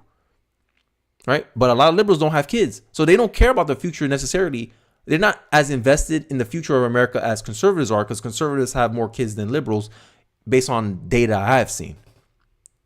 So you can make the argument that the reason why conservatives care so much about America is because they want to be, the conservatives are having most of the kids and they want to hand over to them an America that was better than the America they got. That should be the core. That should be the unifying thing for Americans. Right? Biden talked about how he's going to be unifier in chief. He's been divider in chief. How are you going to unite a country without a shared goal, a shared stake? Hey, this is America. We both agree we want the best for America, Republican or Democrat. And whoever ideas get us that outcome, that's what wins. But we don't have that shared foundation. And even I made this argument a lot with abortion. There's not a common understanding about the realities of abortion. And until the two sides can agree on a common foundation of the abortion debate about what they're actually talking about, the conversation will never progress into a conclusion. It'll just be bickering because you're still trying to figure out what is what. Just like people are trying to figure out what is a woman. I digress. Let's continue. Was very attractive to progressives in the United States. Progressives in the United States were mesmerized by fascism, both in Italy and in Germany. And not only was... I understand your point, Jonathan Fields. I understand. Like, and then people should have a vested interest in the country they're for, right? If you don't like this country, why are you here, right? If someone said, I don't want to be in a relationship with you, you would ask them why you're still here then. It's the same argument I'll have for any person that doesn't like America. Why not just make it better? Why not make the relationship better? Why not try to fix it? Why not try to reform the relationship? That's the same argument I'll say to someone who said they hate America or America's a racist country. Okay, point out. It's like someone gaslighting you into believing that you're the problem. So I digress. There are traffic from America to fascism. In other words, Mussolini was sending members of his brain trust to Rome to study Italian fascism. He wanted to bring it here. Mussolini. He saw fascism as more I think you mean FDR. Progressive than the New Deal. Yeah, FDR. Yeah, he said New Deal. Okay. I'm sorry, I meant FDR. Franklin D. Roosevelt was sending members of his brain trust to Mussolini's Rome. I'll check it out. But American Bolshevik. That the fascists, Bolshevik, for their part, the infrared were deriving show. and drawing on I'll check it ideas out. from the United States. This is not known. And I want to give a single example, which I've dramatized in my movie, Death of a Nation. You'll see it. But if you see it, I would forgive you for being incredulous, because the scene that you see does not appear, to my knowledge, in any high school or college textbook. Wow. And yet, it is a fact. It's occurred. I have the documents. It's corroborated by mainstream historians, notably James Whitman at Yale. So the scene that you see in the movie is this. Leading members of Nazi Germany, 1935, are in a room. And one of the things I want to get into before he continues is that I always make the argument that the public school education, it has a heavy liberal bias, right? And when, like here in Florida, when Ron DeSantis was pointing, hey, we should have a patriotic education, a lot of leftists are saying, oh no, he's trying to teach revisionist history. And I was like, yo, you're doing the same thing. You're teaching revisionist history too. You're leaving out important distinctions such as, lefties like to make this argument. Oh, Nazis learned how to do not. Sorry, I'm missing the point.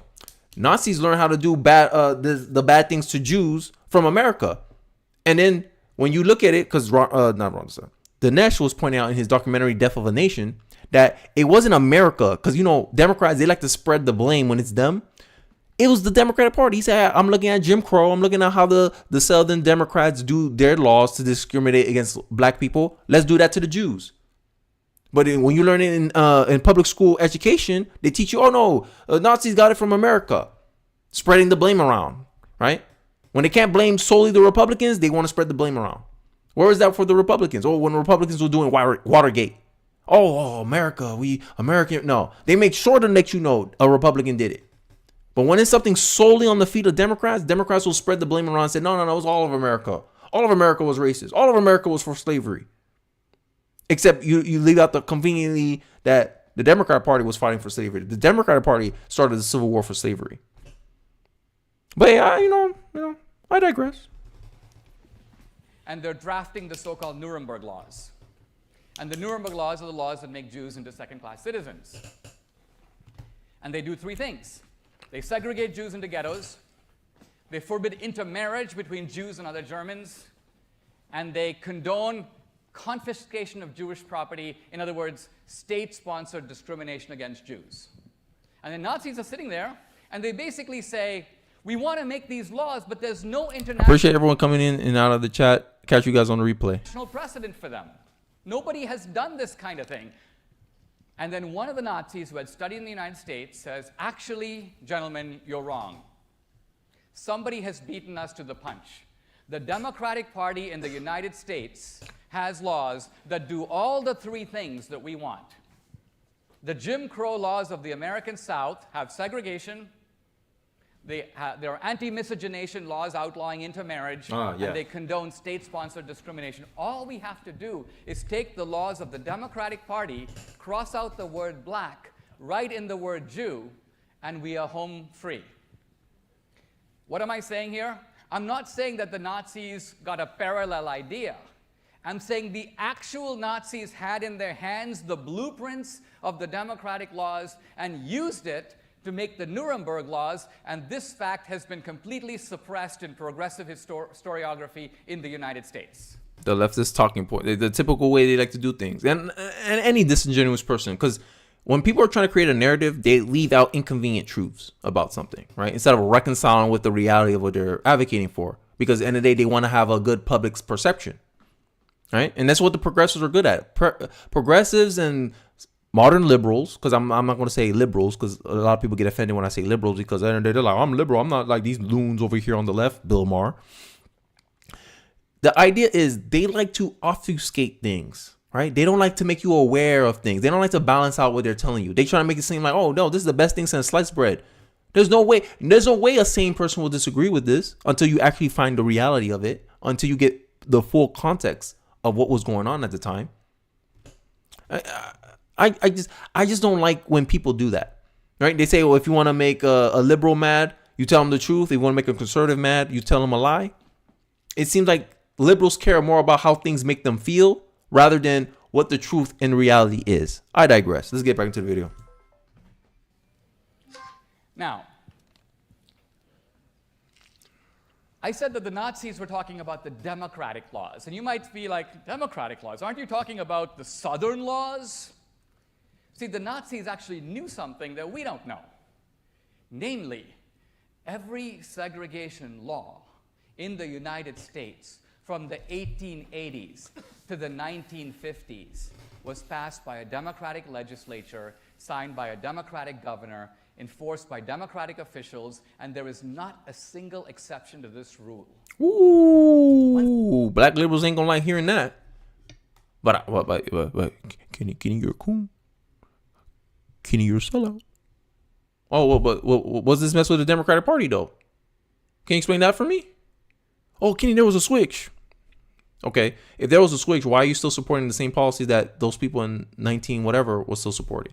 You still support affirmative action, which is a race-based policy. I don't care what anyone says, it's a race-based policy, right? You still support abortion, which was founded by Margaret Sanger, a racial eugenicist. She called black people weeds in this country, and she think that they weren't worthy of reproducing. So they say, hey, they should be killing their kids more than they're giving birth to it. And black women in New York are doing exactly that. In New York, a black woman is more likely to get an abortion than give birth to her baby. There's more black babies aborted than born in New York. Craziness. You reap what you sow, right? You're doing exactly what these things were originally intended for. Gun control was originally used in in Jim Crow segregation South because the KKK knew they couldn't lynch black people if they were armed. Yo, bro, it's crazy. The Democrat Party still support those policy positions. So where did they switch? I could make a more substantial point about the switch, but I let Dinesh say that because he's where I got that information from. And then when I went and validated it, I was like, damn, he's right. But I digress. Once again, if you rush back to your political science textbook, this fact will be downplayed if not omitted. Why? And now we come to a little bit of the bigger picture here. The bigger picture here is that what we call history is progressive history. Revisionist history. Revisionist history. Right? Like the left try to act like they don't revision history. The only problem is with Dinesh, you can try to disprove what he's saying. You guys, you omit things. You try not to tell the full story. You want to give the part that make you look good. What's more revisionist? Hiding parts of history to give a certain conclusion to people, a certain framing to your worldview, or giving a holistic view and say, hey, this is why I think the way I think. I'll let you make the decision. And we shouldn't be naive about this. The progressives themselves were fighting against earlier forms of history. And so the progressives were a kind of, you may say, intellectual militant movement that overthrew what came before them. And then in taking power, their power was in writing the history books, and that meant that they could spin the narrative and suppress facts inconvenient to their side. And that's the argument I use against the public school education system. Majority of the teaching unions in the public school sector vote Democrat, donate Democrat. Democrats are overly catered to them. So how you know you're not getting a biased perspective on history? People who go to public schools, 70% of kids educated in America go to public school, where there's a heavy Democratic bias. Because if I told you, hey, the public school majority of the teacher unions were Republicans, you would agree with my conclusion. Say, yeah, they're teaching biased history in public school. But because it's your side, lefties, y'all don't question it at all. Oh, this is real history. The minute Dinesh come out with a contrary interpretation of it, y'all ready to say, oh, it's revisionist. He's lying. Okay, disprove what he's saying. Crushing facts. I love that statement that he was doing. But I digress. Let's get back into the video. It's been done from the beginning of history. We should hardly be surprised it's being done now. I mentioned segregation. I want to pull back and say just a word about slavery, because when I speak on campus, it's not atypical where I'll tell students the Democratic Party was the party of slavery. And I say it so matter-of-factly that students are a little puzzled because they've always heard slavery was done by the white man or by America. And I say, look, America didn't do anything. Some Americans did it and other Americans stopped them. We need to distinguish who did it. Exactly. And who did it was the Democratic Party in the North and the South. That's the key. Because the whole idea of knocking Confederate monuments is essentially a strategic stage tactic to fool you into thinking that the slavery debate was North-South. But Abraham Lincoln knew better. In fact, Abraham Lincoln, when he identified what he called the 4 horsemen of the apocalypse, the 4 bad guys of slavery, he mentioned Roger Taney, who wrote the Dred Scott decision. He was a Southerner. He's actually from Maryland, but the South. The Dred Scott decision, a lot of black liberals like to reference that decision. And it was a liberal guy that did it. That's a Democrat who did it. They never tell you who these people were. They only tell you, oh, look at this. They consider black people 2/3 of person. Like, bruh. Black liberals, what y'all got to say, bruh? Y'all like to call people what you are. Projection. I don't disrespect black liberals because they disagree with me, but sometimes I had enough. You know, I get tired of the name calling sometimes, man. Sometimes I want to talk back too. Craziness. But hey, I digress. And then Lincoln mentions Franklin Pierce, the former president from New Hampshire, Northern Democrat, James Buchanan from Pennsylvania, Northern Democrat, and Stephen Douglas, Lincoln's supreme antagonist from Illinois, Northern Democrat. So 3 of the 4 pro-slavery champions are Northerners. And so inevitably, when I tell students this, the following happens. Some, professor of Romance languages at Bowdoin College will stand up. Mr. D'Souza, you are misleading the audience. You are misleading the audience by pointing a finger of blame solely at one party, whereas we all know there was plenty of blame to go around. Very interesting statement. First of all, it retreats from the position that the Republicans are the bad guys. It now tries, sort of with a squid-like cloud of obfuscation, to spread the blame so broadly that no one really knows what's going on. So it's really important at this time to unfurl what I call the crushing fact. And before he gets into the crushing fact, that's a common debate tactic that a lot of liberals like to use. They like to make it messy. They like to make it vague. That's why they don't want to give you definitions, or they're more like liberals, in my view. They're more, or not liberals, but people who tend to vote Democrat. They're more comfortable criticizing your idea than actually giving their idea because they don't like criticism. As you can notice, they don't like criticism at all. Everything's a phobic. If you're fat and someone criticizes you and call you fat, call you essentially what you are, oh my God, you hate me. No, they just giving you their observation. That's it. Argue why being fat is healthy. That's it. But no, they know they can't, on their face, they can't defend these ideas. So they rather criticize you, cancel you, censor you, try to ignore you, try to appeal to majority. And it's crazy. I care about the truth. I don't care about what's popular. And I think that's the difference between the left and the right. Most people on the right, they care about what's true. Most people on the left, they care about what's popular. And if it's popular to say a man can be a woman and a woman can be a man, that's their position, because it's the popular position. While conservatives said, regardless of the popular position, the unpopular position, men can't be women and women can't be men, period. XXXY, there's only 2 genders. Cancel me. I mean, I digress, man. The crushing fact is the fact that settles the argument at one blow. And so this is the time for me to point out that in 1860, which was the year before the Civil War, no Republican owned a slave. Before the Civil War. Think about this for a moment. I'm not saying that no Republican leader owned a slave. I'm saying no Republican in the United States owned a slave. And if what I say is true, very important if, it's kind of like reminds me of the atheist who read the Bible for the first time. He read it cover to cover, and at the end he made a single notation in the margin, important if true. Important if true. And that applies to my statement. Important if true. Important if true. Black liberals, important if true. That's how I think about things too. If someone make a claim, I'll say, okay, it's important to know, okay, this is that claim. Let me see if I can verify or if it can stand up to scrutiny.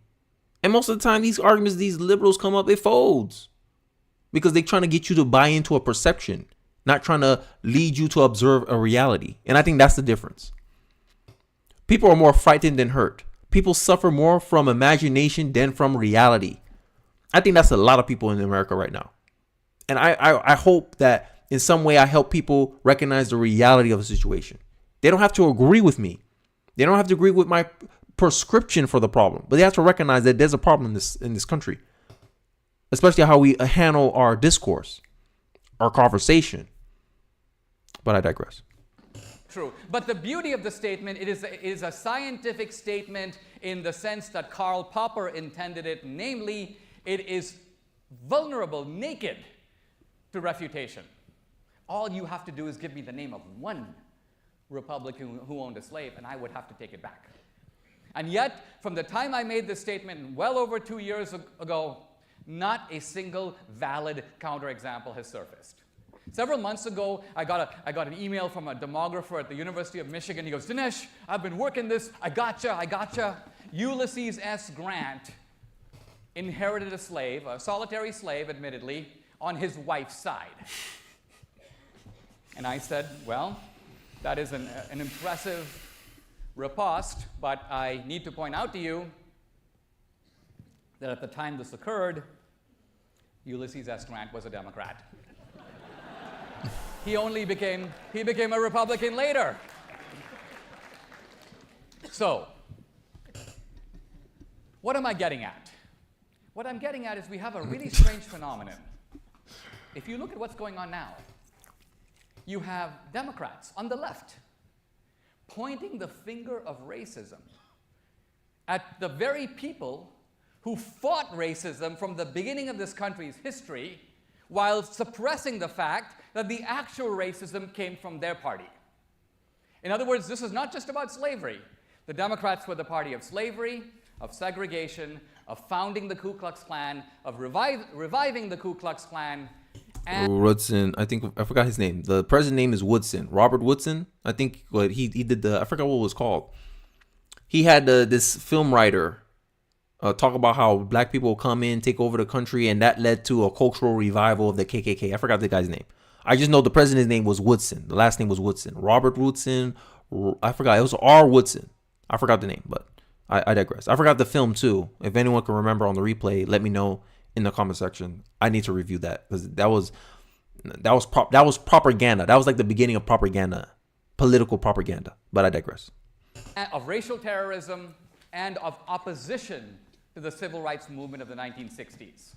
The opposition to the civil rights movement, the Civil Rights Act of 64, the Voting Rights Act of 65, the Fair Housing Bill of 68 came mainly from the Democratic Party, and that's a fact. That's a fact. Now, faced with this crushing history, we have a puzzle. I mean, first of all, the very guys who have poisoned the waters are now showing up pretending to be the water commissioner. Exactly. Like this has been my biggest critique of the Democratic Party. A lot of the policies it's like they're only worried about fixing the symptoms of a problem, not the root cause of it. They'll create, like, let's say war on poverty, right? Lyndon B. Johnson, right? He'll create welfare. Welfare will incentivize the black woman to do certain behaviors that conducively lead them more into poverty, right? Because I already said the stats. Married couple are less likely to be in poverty than married couples. So if you're single, you're more likely to be poor than someone who's married. So if you got a system like welfare incentivizes you to be a single mother, right? Because they don't want men in the house, and your single motherhood rate went from 25% to 75% from the time that welfare came into play till 2023, and you're surprised that majority of black people are poor, and then you're the same politician, you're the same party that said we can fix this. It's ridiculous. It's crazy. It's crazy. Sleight of hand out here. But I digress. They did it. Thanks, Grimes. I didn't have to wait until the chat did it. Thank you. Woodrow Wilson. Thank you. And the film was The Birth of a Nation. Yes, that movie, oh my God. That was some political propaganda. The black man eating chicken, because there were some black Republicans that was starting to come into power around that time, and they used this to market to the white supremacists and the Southerners, or whatever you want to call it, and it culturally revived the KKK. Propaganda. And aren't we seeing a similar tactic today? Every time a black man dies at the hand of a white man, what happens? They're doing the same playbook. I'm telling you, it's the same playbook. They want people to buy into a certain perspective, even though interracial crime, 85% of the time, is a black man victimizing a white man. They want to perpetuate this narrative that white men are out here attacking and killing black people. When if you look at every instance that a black man dies, is usually by the hands of another black man. 5 times more likely. Black people are some of the biggest perpetrators of hate crime if you go by their definition. When one race victimizes another race, because after interracial, after racial violence, like black on black crime, white on white crime, outside of that, for every other group, the black man is the biggest perpetrator of violence against those group of people. You can look it up. It's in the crime statistics from the FBI, Bureau of Criminal Statistics. I forgot. I'm gonna remember it eventually. I showed it in a previous video before. Black on white crime is more prominent than white on black crime. But what the media wants you to perpetuate, this narrative that white people are out here trying to kill black folks. To me, it's not probable. I'm more probable to die at the hands of a black man. And you see all the rappers that died. Who they died by? Not by no white man. All these rich rappers, millionaire rappers, and they wonder why, black wealth hasn't increased at all. White people have more wealth than black people. Well, white people ain't killing their richest white people. White people ain't killing their most talented and economically successful people in society. Black people are. Self-inflicted wound. And that's a community thing. That's a culture thing. That's why I said, if a community can't figure out its stuff at home, then it shouldn't be trying to point the fingers of things going on outside the home. Get your house in order. Jordan Peterson, clean your room. Black community, that's the message black community needs to hear. Fix your communities. Fix your culture. Push our kids to actually be productive in society. Teach your kids not to do decisions that will set them up for a harder life in the future. The black community don't want to hear it though. They want to be able to point the finger at someone else. It's someone else's fault that I'm in this position. But hey, I digress. They've never admitted it. They've never apologized for it. They haven't paid 1 penny of restitution for it. And yet they're presumed to lecture the rest of us who are completely innocent on this score of being the real culprits.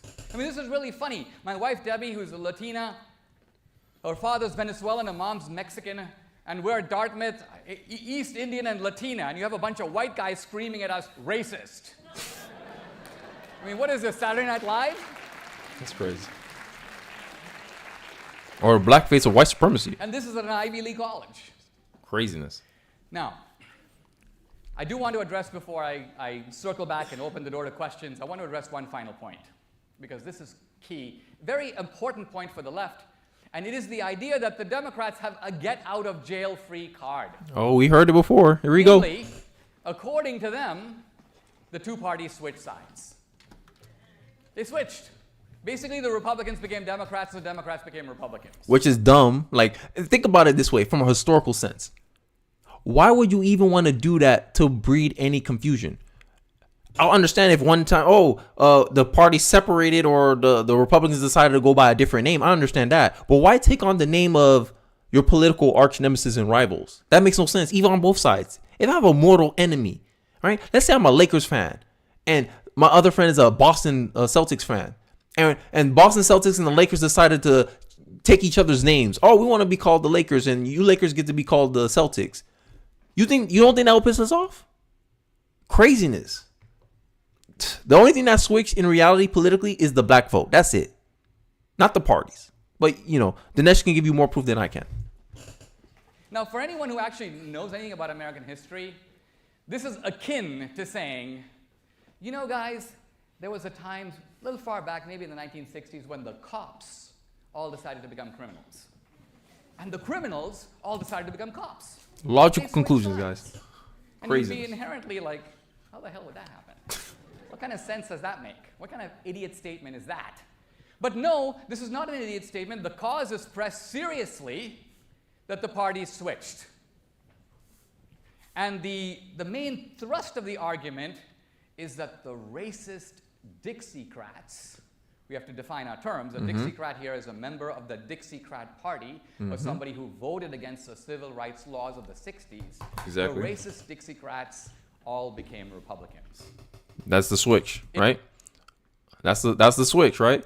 And then I remember I brought this up in college before in a political class when they say, oh, the party switched. When I used to bring up, oh, the KKK was founded by Democrats, and then someone would throw, oh, well, the Democrats switched, the party switched. I said the party didn't switch. Name me one. Where did switch? When did switch happen? She dropped some link to History Channel, and I was like, I need you to prove empirically how the party switched, because that's propaganda to me. I dropped the Wikipedia page for the Dixiecrats, and I say, tell me how many of these people switched to the Republican Party. I'm waiting. She didn't want to address my argument. You see why I dropped out of college. I digress. If true, this would vindicate the idea that the Democrats may have once been the bad guys, but now the bad guys have sort of moved over. But the beauty, again, of this kind of statement is the fact that it's empirical. It's not one of those, who's to say what's true? No, all you have to do is whip out your phone and type in the word Dixiecrat, and about 150 names will come up. And then you start to count. How many of the racist Dixiecrats became Republicans? And the correct answer, which I will tell you now, is 2. In the House, one guy, Albert Watson. In the Senate, one guy, Strom Thurmond. And all the other racist Dixiecrats lived. And that's the funny part. She used Thurmond too. Oh, Thurmond ran as a Republican and won. That's one person.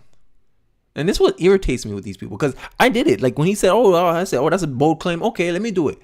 By the time I got to 50, I was like, okay, he's right, bro. It's crazy, this, bro. It's crushing facts. All they have to admit, the Democrats will have to admit that they're just trying to craft a narrative. They're not trying to be tied down by the past. But then they want to give themselves that credit. Oh, Democrats shouldn't. We're different now. We learned. Okay, why you don't do that in broader society like America? America used to do segregation. America used to do racism, which was perpetuated by the Democratic Party. Now we passed that, right? The party that used to be responsible for slavery and racism has reformed and turned over a new leaf, right? So why are we still holding America as a racist institution, a racist country? If the people who are the source of that has changed their mind, essentially. No, they need the victimhood points. They need people to be in fear so they can win politically. Because in the end of the day, Democrats, I don't think Democrats are racist. But what I do know is Democrats will do anything to keep their power and influence in position, in power. That's what I do know. They're not governed by any principles. Their only principle is as long as the Democrats win. That's their model. That's their principles. As long as the Democrats win. And if someone says, if their ideal is we have to run the country, we have to win, they'll do anything to achieve that goal. That's it. But I digress. And died in the Democratic Party. They're lionized to this day. There are buildings in Washington, D.C. named after them. And so this notion of a party switch is a big lie. If you believe in the party switch, all this stuff going on, Ralph Northam in his KKK outfit, his wife handing out cotton to black students, you'd be like, what? I thought this was all in the Republican Party. This doesn't make any sense to me. But if you've been listening to me, it makes perfect sense. It makes perfect sense because the racists stayed in the Democratic Party. They always did. Their tactics shifted over the years. Now, where does this leave us today? I think where it leaves us today is that, very sadly, some of these terrible things from history, bigotry, a fascist streak, we still have it in America. But where's it coming from? People say, Trump's a fascist. He hates democracy. He won't tolerate dissent. I'm thinking, first of all, if Trump is a fascist and he won't tolerate dissent, how come you're dissenting? That's the whole point of fascism. Fascism is we all conform to one view, one world, one, like, any means necessary. Who acts more like a fascist? The left. Hey, there's only one narrative. There's only one perspective you're supposed to have about the transgender movement. Wokeism, social justice, critical race theory, feminism. There's only supposed to be one take. The right take. The correct take. The good take. The socially accepted take. And if you don't give that take, everyone backlashes against you. That's fascism. That's more fascism than what the conservatives are trying to push. The conservatives are saying, hey, we should have public discourse. People should have the ability to question the answers that other people give. People have an ability to question the narrative that they've been fed. Oh, you're a black man. You're supposed to vote Democrat. According to who? But people accept that as the right answer. You have black women out here making excuses for Joe Biden saying you ain't black if you don't vote for me. They'll excuse it because, oh, that's our guy. That's the correct take to have. You have to prove your blackness. Like a membership into a race is based on consent. It's not. I didn't choose to be black. I was born black. And just how I came into this world is how I'm going to leave. So to put your race based on actions, based on behavior, is ridiculous. This is why I said you cannot race. Race and culture are not the same thing. They're two separate things. I'm an American, regardless if I'm black, white, Indian, whatever. It don't matter. Because American is a nationality. But these people want to make it a race and culture. They want to mix race and culture. That's why you get the African American. My culture is Africa. I'm black. I'm a black African American. They want to do all this hyphenated stuff. No, we one identity. I think that's what we need now in this country. A shared identity. We got to be like France. There's no white Frenchman, black Frenchman. Oh, you're a countryman or you're not a countryman. That's it. That's the only standard we should be caring about as a country. And all this race referencing is what's causing all this division, all this tribalism. But yeah, I digress. Trump is bashed on every platform every minute of every day. He's bashed on the Emmys. He's bashed in Broadway shows are interrupted to bash Trump. Now, quite frankly, if this was Mussolini, he would send in a bunch of goons and beat those guys up, and that would be the end of that. That's how dictators actually behave. The other day, I saw the actress Cher complaining about Trump. She goes, he beat the hell out of me on Twitter. On Twitter. Public discourse. A real fascist would have beaten the hell out of her, period. Now, that being said, there is... And I think this is why they have this push to try to equate speech with violence. So that way they can say he is a fascist. He is this. Because speech is violence. You see the word games? They want to change definitions. They want to reimagine the world in their image. Typical Marxist. Typical communist. Wanted to destroy everything that's been long-standing tradition, been tested through time, and regress society so they can have their way. If that's what it takes, they'll do it. I digress, man. Is a streak of bullying and intimidation and intolerance. But I would argue, simple empirical evidence shows it's coming from the left. It's coming from the left. We know it.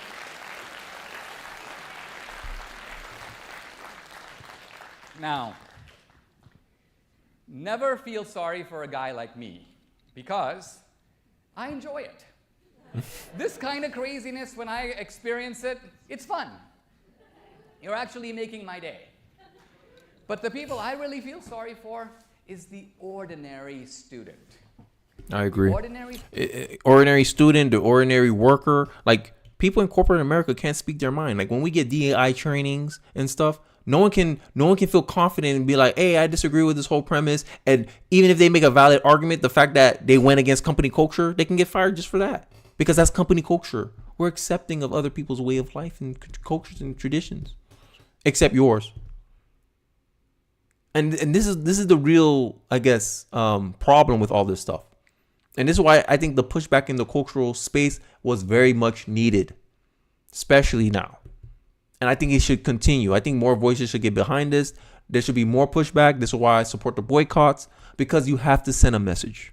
Just like a company will send a message if you question their DEI culture and you're out of a job, we have to have a penalty for people who push lies or who push exclusive culture where you have to abide by a certain worldview or else. And I'm liking the fight that I'm starting to see in Americans now, because I think we're waking up to all the BS, all the propaganda, all the games, all the activism. Because we didn't realize you guys were being activists. I just did a video today, corporate activism, ESG. Ford just came out with a new ad. They're pushing their values. So for me, equal and opposite. Okay, you pushing your values, I should be allowed to push mine.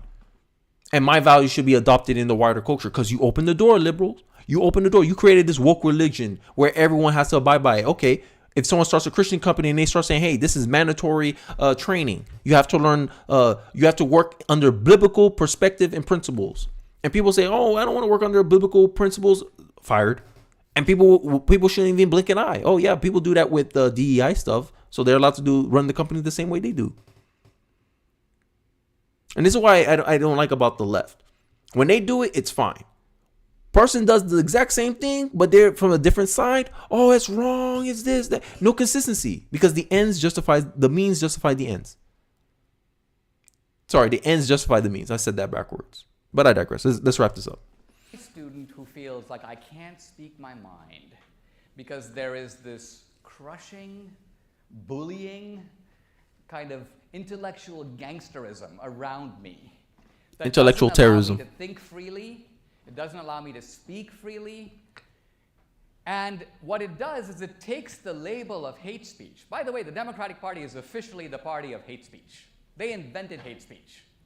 And they take this label of hate speech and they foist it on people who are not doing any hate. I mean, if you think about it, the left that wanted to ban my lecture describe what I've just been telling you for the last 45 minutes as hate speech. Disagreeing with their worldview is hate speech. That's the progressive narrative. That's the reality of what they're saying. Because when you ask them, oh, prove it's hate speech. Prove how they say anything negative towards another group of people. They can't. Oh, he disagreed with me. Oh, he's making fun of me. Hey, that's part of discourse. People take jabs at each other all the time. Sticks and stones may break my bones, but words will never hurt me. We used to teach that in school. Now we don't. To them, this speech does not belong at Stanford. Notice my reading of it, that the reason they say that is none of them can counter a single fact I raise. If they could, they'd stand up and do it.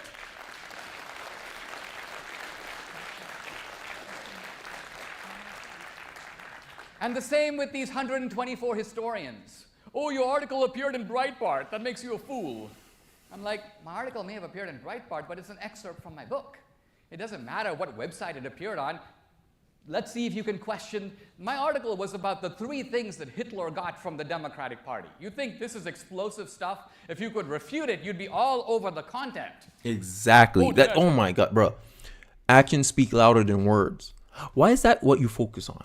If you had a valid argument, instead of making fun of me, instead of calling me a coon, bootlicker, and all this other stuff, you would attack my argument. You would address my argument. You don't, because you don't have any information on your own side. All you have is feelings and emotion. Oh, I feel like this is the way it is, and therefore it is. And since you said something differently from what I believe it should be, you're a bigot. You're a bootlicker. You're this. You're that. Ad hominem attacks to separate the focus from the actual argument that I'm listing, but making it about me. Craziness, bro. And to me, it don't work with me, because I'm the type of person, I don't defend myself, because at the end of the day, it's a subjective opinion. Most people don't know anything about my life. They don't know. They don't have enough information or evidence to even give any character justification. So if you're trying to make a claim about me with no proof, I'm just like, okay, I could dismiss it with no proof. Attack my argument. That's all I care about, because I'm looking for the truth. I'm looking for information. I'm looking for knowledge. This is the only reason I started this channel, because I want my beliefs to be questioned. I want my beliefs and opinions to be scrutinized. People vibe with it, I'm welcome to have you. You don't vibe with it, at least you're hearing a different perspective on things. Right? Because at the end of the day, all I'm here is I want to offer more clarity. That's it.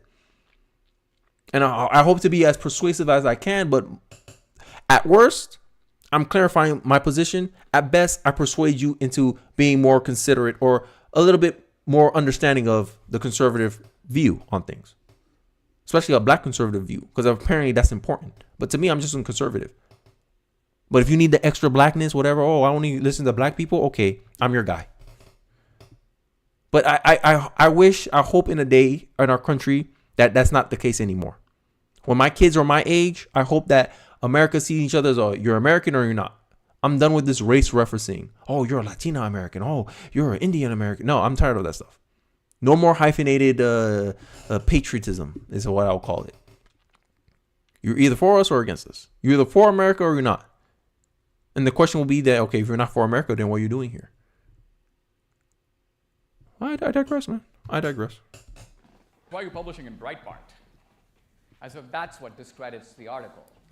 Look, this is a very elite campus. You're a very smart group of students. You deserve better. But intellectual freedom means fighting against the people who are blocking you from being able to think for yourself. I submit at the end of the day, that's not Dinesh D'Souza who comes once in a while to speak on a Monday, leave on a Tuesday. That's the bullying elements who are around you every day, who will make your life hell if you want to be nothing more than what you should be, which is in fact an intellectually liberated you. Thank you very much. No, that was a beautiful speech. I'm not going to do the Q&A if you guys want. I think I left the original video in the description. If not, I will put that in the after I wrapped up this stream. I really appreciate you guys for all watching the show, the live stream. I really do appreciate it. I know it was a lot early actually, but I had things to do and I couldn't make my usual time. I do appreciate all the support you guys been giving me. Don't forget to like the stream so it could be pushed out more, then for more people to watch this video, whatever. I'll read some of the chats if you guys would have me. Grimes Metal says, I know you're a bit younger than me, but in the late 80s and throughout the 90s, racism in America was seen as something far in the past and not a current issue.